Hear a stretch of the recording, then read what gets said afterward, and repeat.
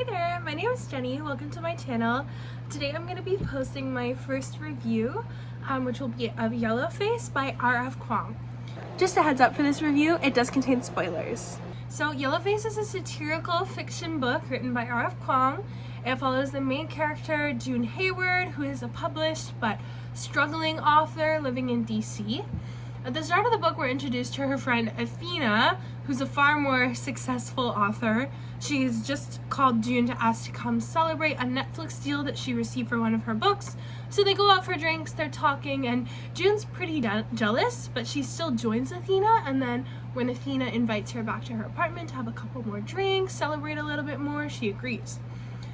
So at the end of the night, they're a little bit tipsy. They decide, like, a fun drunk decision to make pancakes at the end of the night, and in a really surprising and tragic turn of events, Athena chokes on a pancake and June tries to save her, but she can't.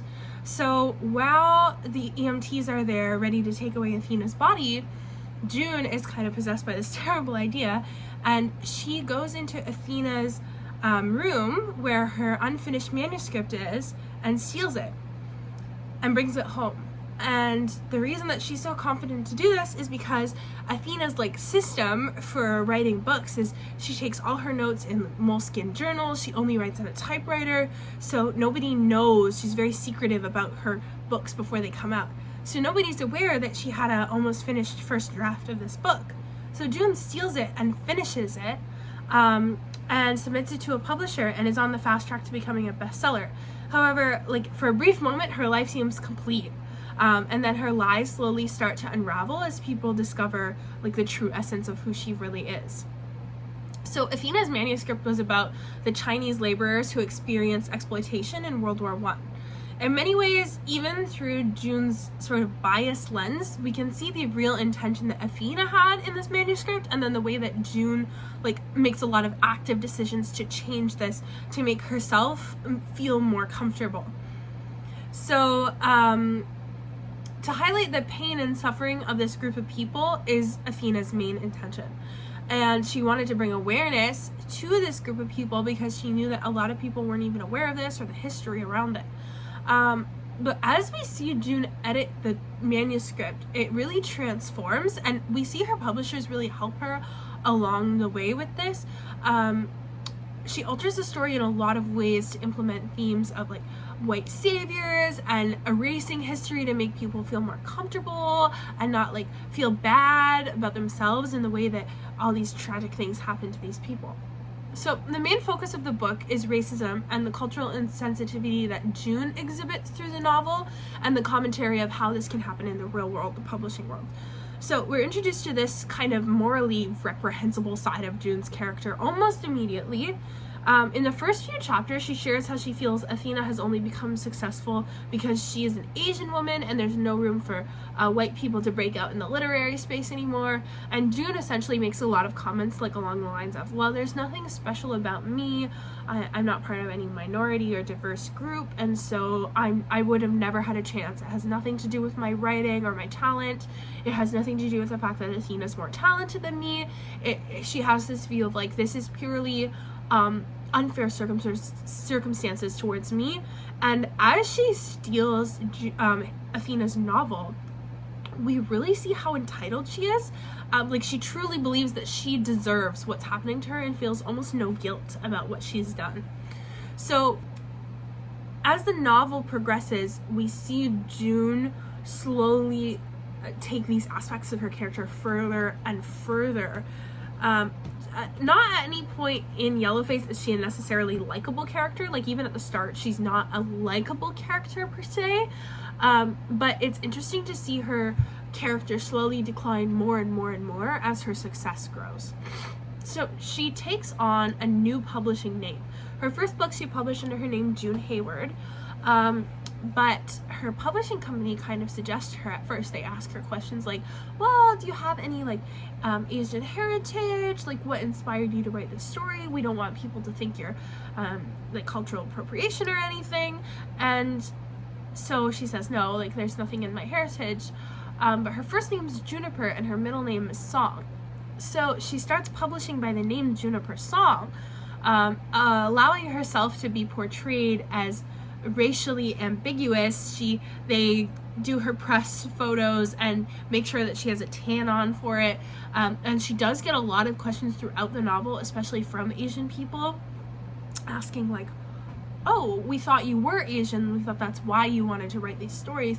And anytime she's asked this, she's super defensive about it. Well, I never said that I was, but clearly like she wants to get as close to saying that she is without directly coming out and saying it. So we see her be a really entitled, racist character despite the ways she defends herself throughout the book. As her book becomes a bestseller, she marvels at how Athena was chosen for this life and not her.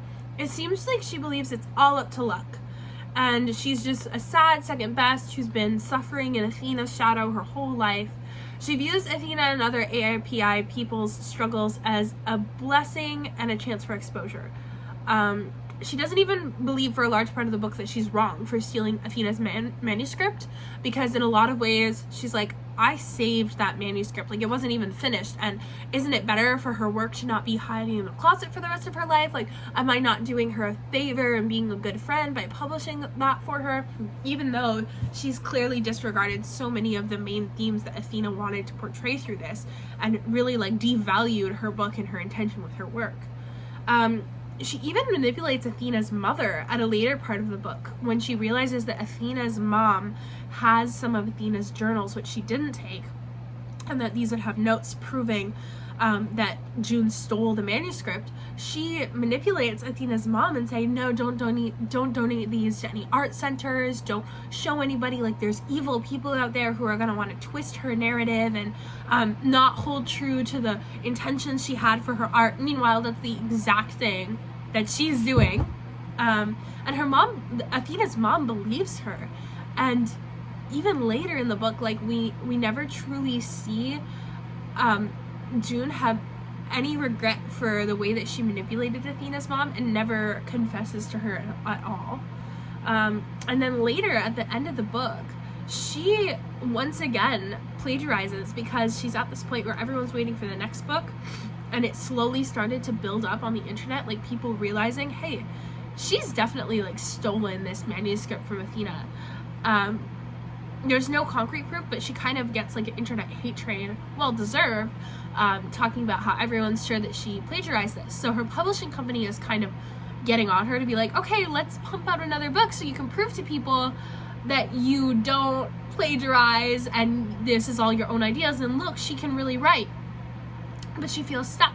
So she goes through Athena's notebook again and finds a paragraph, like an unfinished paragraph kind of thing, that inspires her. But she includes this paragraph and this plagiarized paragraph, and people find out again, because it turns out that Athena had like done a workshop with some people and shared this paragraph, so people knew once again, like, look, it's very clear now, this girl is not writing her own stuff, she's stealing this from Athena. One of the things that I've seen a lot of critiques for about this book is that the middle part can feel a bit slow. A lot of it takes place as people find out about June's plagiarism. And so a lot of it takes place online. Like, we see a lot of Goodreads reviews, we see a lot of Twitter threads, exposés, stuff like that. And as June gets more and more obsessed, like, we get more and more into this part of her story. And so for a good portion of the middle of the book, it's a lot online. And so I think I do appreciate the critiques people have over that, because I can understand where they're coming from. But I do think it sets up the end of the book like almost perfectly. So as June becomes fully immersed and obsessed with the thought of what people think about her and the thought of being caught, even though essentially she has been caught, her sanity slowly begins to decline. So by the last chapter of the book, in many ways, the June that we see at the end is almost like a caricature of who she was at the start of the book. All her worst traits are exposed, amplified, and highlighted for us to see. She believes she's a victim of cancel culture and reverse racism, despite all the proof to the contrary that she's really just done something quite terrible. She finds out who knows her secret, and genuinely for a moment at the end of the book considers taking this person's life and like framing it as an accident. And there's no character development for her really past then, because in the last sentence of the book, this person who found out that she had like got her confession basically of the fact that she had plagiarized, wrote a book, like an expose called, actually in the book, the expose at the end of the book that this person writes is called Yellowface. And instead of, you know, apologizing and giving the money that she's made back to Athena's mother, kind of getting a new job and leaving the literary space, she decides that she's going to write another book, an expose of her own, to counter all the claims, even though that the Yellowface book and the novel has already been published. She wants to cloud the narrative and tarnish Athena's legacy again by writing her own expose full of white lies and justifications for her actions, and purposely making herself sound not quite as bad as she really was. And then that's how the book ends, with her writing this. So we don't figure out what really happens past that. It just gives us an idea of like, this is who June Hayward really is. She never feels any remorse for her actions. Ultimately, she views, I think, this final expose that she writes herself as like her grand re-entrance into the literary space, and her getting her like comeuppance. I was really fascinated by this book. Yellowface is the first R.F. Kuang book I've read, and I finished it in 2 days because the story was just like so captivating. I was so into it the whole time. The talent that she has as an author to draw you in and have you experience such an interest for a character who's like quite disturbing and like amoral in so many of her decisions, and yet you're still clinging on to like the next thread in this string of bad decisions that she's constantly making throughout the book. It's like a morbid curiosity that you have of this character, and the choice to highlight not only the casual racism that June does, but the way that the publishing company comes around her, and many of them make these comments as well, where you're like, oh, no wonder she's doing these things. She's being supported by all these people who are also doing these things.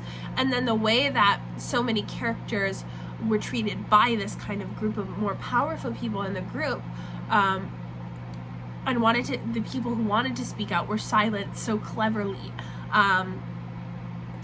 It's a really thought-provoking decision by the author, and I highly would recommend this book to anyone who wanted to read more of R.F. Kuang's books. I think it was super, super interesting, and I really, really loved it. I gave it 5 out of 5 stars. So yeah, thanks for watching this review. I hope you enjoyed it. If you'd like, you could go ahead and subscribe. I'm going to be making more reviews based off of what I read. I mostly read literary fiction and classics, but I am getting into some other genres. And yeah, have a great day.